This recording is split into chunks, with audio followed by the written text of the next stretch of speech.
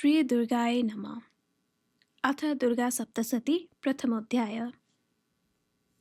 मेधा ऋषि का राजा सूरत और समाधि को भगवती की महिमा बताते हुए मधुकैटभ वध का प्रसंग सुनाना। मार्कंडेय जी बोले, सूर्य के पुत्र शावर्णी जो 8वें मनु कहे जाते हैं, उनकी उत्पत्ति की कथा विस्तार पूर्वक करता हूँ, सुनो। सूर्य कुमार महाभाग सावर्णी भगवती महामाया के अनुग्रह से जिस प्रकार मनवंतर के स्वामी हुए, वही प्रसंग सुनाता हूँ। पूर्व काल की बात है। स्वारोचिस मनवंतर में सूरत नाम के एक राजा थे, जो चैत्र वंश में उत्पन्न हुए थे। उनका समस्त भूमंडल पर अधिकार था। वह प्रजा का अपने औरस पुत्रों की भांति धर्मपूर्वक पालन करते थे। तो भी उस समय कोला विध्वंसी नाम के क्षत्रिय उनके शत्रु हो गए। राजा सूरत की दंड नीति बड़ी प्रबल थी। उनका शत्रुओं के साथ संग्राम हुआ। यद्यपि कोला विध्वंसी संख्या में कम थे, तो भी राजा सूरत युद्ध में उनसे परास्त हो गए। तब वह युद्ध भूमि से अपने नगर को लौट आए और केवल अपने देश के राजा होकर रहने लगे। किंतु वहां भी उन प्रबल शत्रुओं ने उस समय महाभाग राजा सूरत पर आक्रमण कर दिया। राजा का बल क्षीण हो चला था, इसीलिए उनके दुष्ट, बलवान एवं दुरात्मा मंत्रियों ने वहां उनकी राजधानी में भी राजकीय सेना और खजाने को हथिया लिया। सूरत का प्रभुत्व नष्ट हो चुका था, इसीलिए उस शिकार खेलने के बहाने घोड़े पर सवार हो वहां से अकेले ही एक घने जंगल में चले गए। वहां उन्होंने विप्रवर मेधा मुनि का आश्रम देखा, जहां कितने ही हिंसक जीव परम शांत स्वभाव से रहते थे। मुनि के बहुत से शिष्य उनके वन की शोभा बढ़ा रहे थे। वहां जाने पर मुनि ने उनका सत्कार किया और वो उन मुनि श्रेष्ठ के आश्रम पर इधर उधर विचरते हुए कुछ काल तक रहे। फिर ममता से आकृष्ट चित्त होकर वहां इस प्रकार चिंता करने लगे, पूर्व काल में मेरे पूर्वजों ने जिसका पालन किया था, वही नगर आज मुझसे रहित थे। पता नहीं मेरे दुराचार्य विद्यगढ़ उसकी धर्मपूर्वक रक्षा करते हैं या नहीं। जो सदा मद की वर्षा करने वाला और सूरवीर था, वो मेरा प्रधान हाथी अब शत्रुओं के अधीन होकर न जाने किन भोगों को भोगता होगा। जो लोग मेरी कृपा, धन और भोजन पाने से सदा मेरे पीछे पीछे चलते थे, वो निश्चय ही अब दूसरे राजाओं का अनुसरण करते होंगे।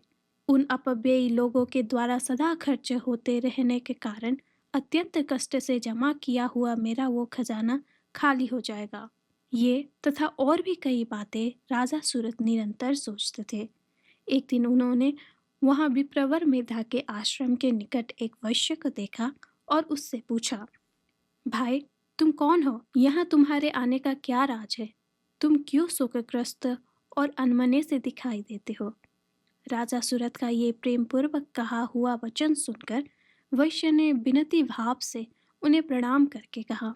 वैश्य बोला, राजन, मैं धनियों के कुल में उत्पन्न एक वैश्य हूँ। मेरा नाम समाधि है। मेरे दुष्ट स्त्री पुत्रों ने धन के लोभ से मुझे घर से बाहर निकाल दिया है। मैं इस समय धन, स्त्री और पुत्रों से वंचित हूँ। मेरे विश्वसनीय बंधुओं ने मेरा ही धन लेकर मुझे दूर कर दिया है, इसीलिए दुखी होकर मैं वन में चला आया हूँ।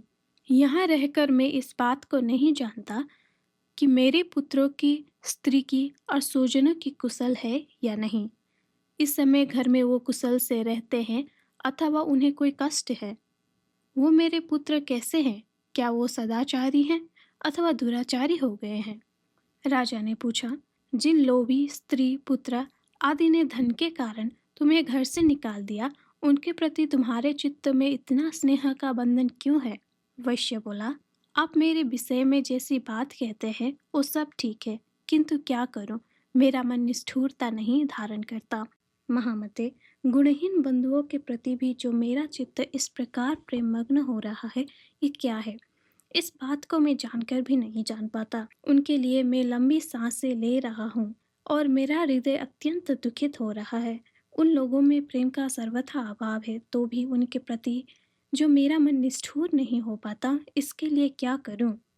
मार्कंडेय जी कहते हैं, ब्राह्मण, तदनंतर राजाओं में श्रेष्ठ सूरत और वो समाधि नामक वैश्य दोनों साथ साथ मेधा मुनि की सेवा में उपस्थित हुए और उनके साथ यथा योग्य न्याय अनुकूल विनयपूर्ण वर्ताव करके बैठे। तत्पश्चात वैश्य और राजा ने कुछ वार्तालाप आरंभ किया। राजा ने कहा, भगवान, मैं आपसे एक बात पूछना चाहता हूँ, उसे बताइए। मेरा चित्त अपने अधीन ना होने के कारण वो बात मेरे मन को बहुत दुख देती है। जो राज्य मेरे हाथ से चला गया है उसमें और उसके संपूर्ण अंगों में मेरी ममता बनी हुई है। मुनि श्रेष्ठ, ये जानते हुए भी कि अब वो मेरा नहीं है, अज्ञानी की भांति मुझे उसके लिए दुख होता है। ये क्या है? इधर ये वैश्य भी घर से अपमानित होकर आया है। इसके पुत्र, स्त्री और भृत्यों ने इसे छोड़ दिया है। सुजनों ने भी इसका परित्याग कर दिया है, तो भी ये उनके प्रति अत्यंत हार्दिक स्नेह रखता है। इस प्रकार ये तथा मैं दोनों ही बहुत दुखी हैं। जिसमें प्रत्यक्ष दोष देखा गया है उस विषय के लिए भी हमारे मन में ममता जनित आकर्षण पैदा हो रहा है। महाभाग, हम दोनों समझदार हैं, तो भी हम में जो मोह पैदा हुआ है ये क्या है? विवेक शून्य पुरुष की भांति मुझ में और इसमें भी ये मूढ़ता प्रत्यक्ष दिखाई देती है। ऋषि बोले, महाभाग, विषय मार्ग का ज्ञान सब जीवों को है। इसी प्रकार विषय भी सबके लिए अलग अलग है। कुछ प्राणी दिन में नहीं देखते और दूसरे रात में ही नहीं देखते, तथा कुछ जीव ऐसे हैं जो दिन और रात्रि में भी बराबर ही देखते हैं।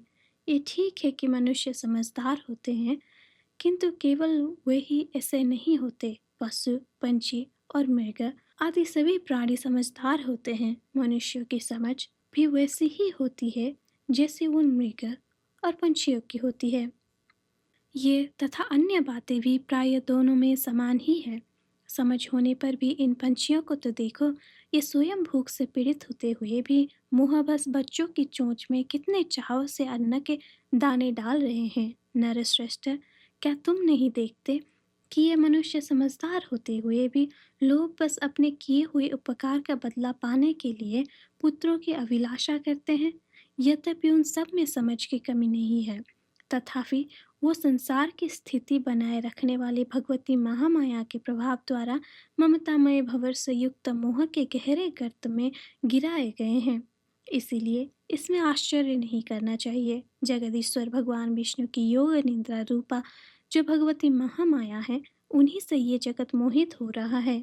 ओ भगवती महामाया देवी ज्ञानियों को भी चित्त को बलपूर्वक खींचकर मुंह में डाल देती है। वही इस संपूर्ण चराचर जगत की सृष्टि करती है तथा वही प्रसन्न होने पर मनुष्य की मुक्ति के लिए वरदान देती है। वही पराविद्या, संसार बंधन और मोक्ष की हेतुभूता सनातनी देवी तथा संपूर्ण ईश्वरों की भी अधीश्वरी है। राजा ने पूछा, भगवान, जिन्हें आप महामाया कहते हैं वो देवी कौन है? ब्राह्मण, उनका आविर्भाव कैसे हुआ तथा उनके चरित्र कौन कौन है? ब्रह्मवेत्ताओं में श्रेष्ठ महर्षि, उन देवी का जैसा प्रभाव हो, जैसा स्वरूप हो और जिस प्रकार प्रादुर्भाव हुआ हो, वो सब मैं आपके मुख से सुनना चाहता हूँ। ऋषि बोले, राजन, वास्तव में तो वो देवी नित्य स्वरूपा ही है। संपूर्ण जगत उन्हीं का रूप है तथा उन्होंने समस्त विश्व को व्याप्त कर रखा है। तथापि उनका प्राकट्य अनेक प्रकार से होता है। वो मुझसे सुनो। यद्यपि वो नित्य और अजन्मा है, तथापि जब देवताओं का कार्य सिद्ध करने के लिए प्रकट होती है, उस समय लोक में उत्पन्न हुई कहलाती है। कल्प के अंत में जब संपूर्ण जगत एकार्णव में निमग्न हो रहा था और सबके प्रभु भगवान विष्णु शेष नाग की सैया बिछाकर योग निद्रा का आश्रय ले सो रहे थे, उस समय उनके कानों के मेल से दो भयंकर असुर उत्पन्न हुए जो मधु और कैटभ के नाम से विख्यात थे। वो दोनों ब्रह्मा जी का वध करने को तैयार हो गए।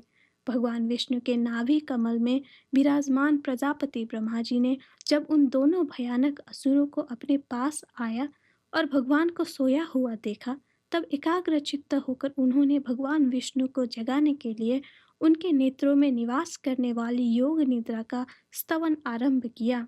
जो इस विश्व की अधीश्वरी, जगत को धारण करने वाली, संसार का पालन और संहार करने वाली तथा तेज स्वरूप भगवान विष्णु की अनुपम शक्ति है, उन्हीं भगवती निंद्रा देवी की भगवान ब्रह्मा स्तुति करने लगे। ब्रह्मा जी ने कहा, देवी तुम ही स्वाहा, तुम ही स्वधा और तुम ही वसस्कार हो। स्वर भी तुम्हारे ही स्वरूप हैं। तुम ही जीवनदायिनी सुधा हो। नित्य अक्षर, प्रडम में अकार, उकार, मकार, इन 3 मात्राओं के रूप में तुम ही स्थित हो तथा इन 3 मात्राओं के अतिरिक्त जो बिंदु रूपा नित्य अर्धमात्रा है, जिसका विशेष रूप से उच्चारण नहीं किया जा सकता, वो भी तुम ही हो। देवी तुम ही संध्या, सावित्री तथा परम जननी हो। देवी तुम ही इस विश्व ब्रह्मांड को धारण करती हो। तुमसे ही इस जगत की सृष्टि होती है। तुम ही से इसका पालन होता है और सदा तुम ही कल्प के अंत में सबको अपना ग्रास बना लेती हो। जगन्माये देवी, इस जगत की उत्पत्ति के समय तुम सृष्टि रूपा हो, पालन काल में स्थिति रूपा हो तथा कल्पांत के समय संहार रूप धारण करने वाली हो। तुम ही महाविद्या, महामाया, महामेधा, महास्मृति, महामोह रूपा, महादेवी और महासूरी हो। तुम ही तीनों गुणों को उत्पन्न करने वाली सबकी प्रकृति हो। भयंकर काल रात्रि, महारात्रि और मोहरात्रि भी तुम ही हो। तुम ही श्री, तुम ही ईश्वरी, तुम ही री और तुम ही बोध स्वरूपा बुद्धि हो। लज्जा, पुष्टि, तुष्टि, शांति और क्षमा भी तुम ही हो। तुम खड्गधारिणी, शूलधारिणी, घोर रूपा तथा गदा, चक्र, शंख और धनुष धारण करने वाली हो। बाण, भुसुंडी और परेग ये भी तुम्हारे अस्त्र हैं। तुम सौम्य और सौम्यतर हो। इतना ही नहीं, जितने भी सौम्य एवं सुंदर पदार्थ हैं, उन सब की अपेक्षा तुम अत्यधिक सुंदरी हो। पर और अपर, सबसे परे रहने वाली परमेश्वरी तुम ही हो। सर्वस्वरूपे देवी, कहीं भी सत असत रूप जो कुछ वस्तुएं हैं और उन सब की जो शक्ति है, वो तुम ही हो।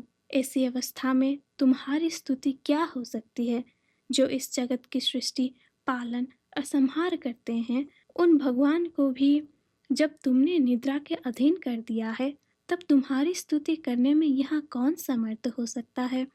मुझको भगवान शंकर को तथा भगवान विष्णु को भी तुमने ही शरीर धारण कराया है, अतः तुम्हारी स्तुति करने की शक्ति किस में है? देवी, तुम तो अपने इन उदार प्रभावों से ही प्रशंसित हो। ये जो दोनों दुर्धर्ष असुर मधु और कैटव हैं, इनको मुँह में डाल दो और जगदीश्वर भगवान विष्णु को शीघ्र ही जगा दो। साथ ही इनके भीतर इन दोनों महान असुरों को मार डालने की बुद्धि उत्पन्न कर दो। ऋषि कहते हैं, राजन, जब ब्रह्मा जी ने वहाँ मधु और कैटव को मारने के उद्देश्य से भगवान विष्णु को जगाने के लिए तमोगुण की अधिष्ठात्री देवी योग निद्रा की इस प्रकार स्तुति की, तब वो भगवान के नेत्र, मुख, नासिका, बाहु, हृदय और वक्षस्थल से निकलकर अव्यक्त जन्मा ब्रह्मा जी की दृष्टि के समक्ष खड़ी हो गई। योग निद्रा से मुक्त होने पर जगत के स्वामी भगवान जनार्दन उस एकार्णव के जल में शेषनाग की सैया से जाग उठे। फिर उन्होंने उन दोनों असुरों को देखा। वो दुरात्मा मधु और कैटव अत्यंत बलवान तथा पराक्रमी थे और क्रोध से लाल आंख किए ब्रह्मा जी को खा जाने के लिए उद्योग कर रहे थे। तब भगवान श्रीहरि ने उठकर उन दोनों के साथ 5000 वर्षों तक केवल बाहु युद्ध किया। वो दोनों भी अत्यंत बल के कारण उन्मत्त हो रहे थे। इधर महामाया ने भी उन्हें मुंह में डाल रखा था। इसीलिए वो भगवान विष्णु से कहने लगे, हम तुम्हारी वीरता से संतुष्ट हैं। तुम हम लोगों से कोई भी वर मांगो। श्री भगवान बोले, यदि तुम दोनों मुझ पर प्रसन्न हो तो अब मेरे हाथ से मारे जाओ। बस इतना सा ही मैंने वर मांगा है। यहाँ दूसरे किसी वर से क्या लेना है? ऋषि कहते हैं, इस प्रकार धोखे में आ जाने पर जब उन्होंने संपूर्ण जगत में जल ही जल देखा, तब कमल नयन भगवान से कहा, जहाँ पृथ्वी जल में डूबी हुई न हो, जहाँ सूखा स्थान हो, वहीं हमारा वध करो। ऋषि कहते हैं, तब तथास्तु कहकर शंख, चक्र और गदा धारण करने वाले भगवान ने उन दोनों के मस्तक अपनी जांघ पर रखकर चक्र से काट डाला। इस प्रकार ये देवी महामाया ब्रह्मा जी की स्तुति करने पर स्वयं प्रकट हुई थी। अब पुनः तुमसे उनके प्रभाव का वर्णन करता हूँ, सुनो।